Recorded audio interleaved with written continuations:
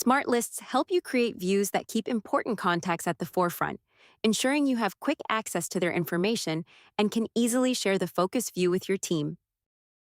And now, you can create them in companies. Let's learn how to add a smart list. Head to the Companies tab inside the Contacts section and click Plus List. Enter a name to identify your smart list.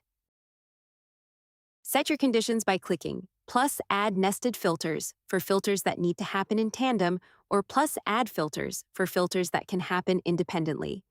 Then click Apply once satisfied with your filters. Click Create to save your smart list and add it to your company's sorting tools.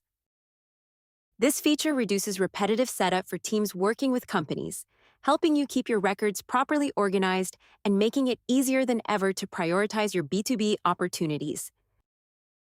This feature helps teams quickly focus on the most relevant companies by prioritizing records that fit your filters, giving you the comfort of smart lists you are used to from the contacts view. We hope you enjoy it.